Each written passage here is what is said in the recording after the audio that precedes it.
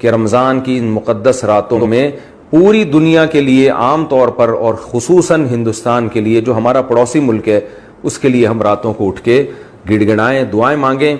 और इसमें सिर्फ मुसलमानों को शामिल ना करें बल्कि अल्लाह से ये दुआ मांगे कि अल्लाह इंसानियत जिस कर्ब अज़ियत में मुब्तला है तो इस मुसीबत से हम सबको निकाल दे।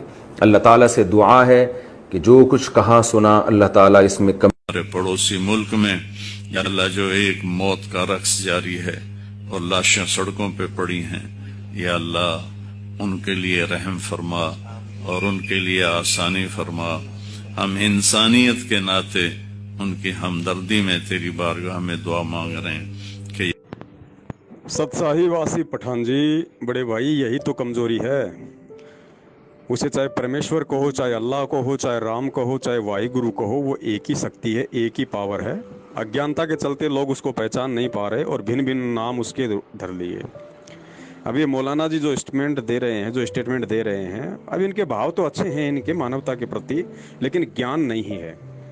ये कहते हैं कि हम दुआ करें, सारी दुनिया के लिए हम दुआ करें, विशेषकर जो मर रहे हैं उनके लिए हम दुआ करें। अरे आपके दुआ करने से या मेरे दुआ करने से या मौलाना जी के द्वारा दुआ करने से क्या हो जाएगा? अल्लाह किसी के बाप का नौकर थोड़ी है जो हमारी बात मानेगा। ये तो एक कॉमन सेंस की बात है। अगर कॉमन सेंस भी किसी व्यक्ति के अंदर हो तो वो भी इस तरह का स्टेटमेंट नहीं दे सकता, और ना ही इस तरह के व्यक्ति का दिया गया स्टेटमेंट को कोई फॉलो करेगा।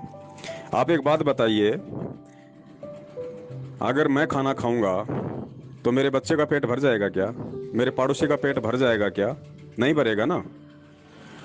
अगर आपकी उंगली पे चोट लगी है और मैं यदि उस उंगली के चोट की दवा खाऊं तो आपकी उंगली ठीक हो जाएगी क्या? तो जिन लोगों को पीड़ा है, जिन लोगों को परेशानी है, उनके कौन से वो कर्म हैं जिन कर्मों के कारण आज उनके ऊपर ये आफत आई है? अब मौलाना जी के दुआ करने से या आपके दुआ करने से उनके कर्म नहीं कटेंगे। उनके कर्म तो परमेश्वर की, अल्लाह की सत भक्ति करने से कटेंगे। अब मौलाना जी क्या किसी को दुआ देंगे और क्या इनकी दुआ का असर होगा जब खुद मौलाना जी को नहीं पता कि अल्लाह कौन है? आज मैं चैलेंज के साथ में कह सकता हूं, पूरे विश्व में जो लोग मौलाना बन के बैठे हैं, मुफ्ती बन के बैठे हैं, पंडित काजी बन के बैठे हैं, धर्मगुरु बन के बैठे हैं, अगर एक को भी अगर इस बात का ज्ञान हो कि परमात्मा कौन है, कैसा है, कहाँ रहता है, एक मौला को, मुफ्ती को, काजी को पता हो कि अल्लाह कौन है, कैसा है, कहाँ रहता है, बता दीजिए मुझे। उस एक व्यक्ति का नाम बता दीजिए जिसने अल्लाह को देखा है या जो अल्लाह का नाम जानता है, या अल्लाह क्या करता है, अल्लाह कहाँ रहता है, बता दीजिए मुझे। तो ये फालतू की जो ये चौंचलागिरी है, ये लोग खाली पब्लिसिटी के लिए, और इनका तो धंधा है ये। अब ये मौलाना जी कोई मार्केट में कोई दही पतासे का कोई ठेला तो लगाते नहीं जो अपने बच्चों का पेट उससे भर रहे हैं। इनका धंधा है कि धर्म को ही धंधा बनाओ, अपना पेट भरो। तो स्टेटमेंट देना इनकी मजबूरी है बात बात पे, क्योंकि ये इनका बिजनेस है, ये इनका धंधा है। आप लोगों को वास्तव में अगर परमेश्वर की जानकारी चाहिए, अगर अल्लाह की जानकारी चाहिए, तो सूरत फुरकान 25 आयत नंबर 52 से 59 को ध्यान से पढ़ लेना।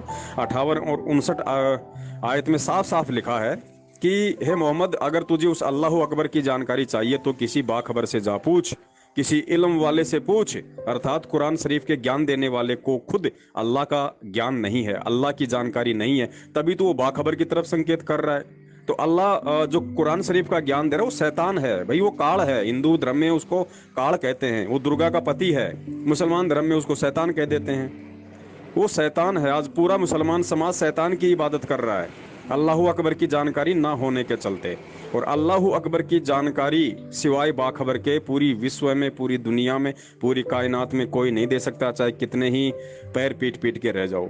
और जब तक उस बाखबर की आप लोग खोज नहीं कर लोगे, जब तक आप उसकी शरण में नहीं जाओगे, और जब तक आप उस बाखबर से नाम दीक्षा नहीं लोगे, मंत्र नहीं लोगे, तब तक अल्लाह और अल्लाह के रहम के आप काबिल बन जाओगे, ऐसा सपने में भी मत सोचना।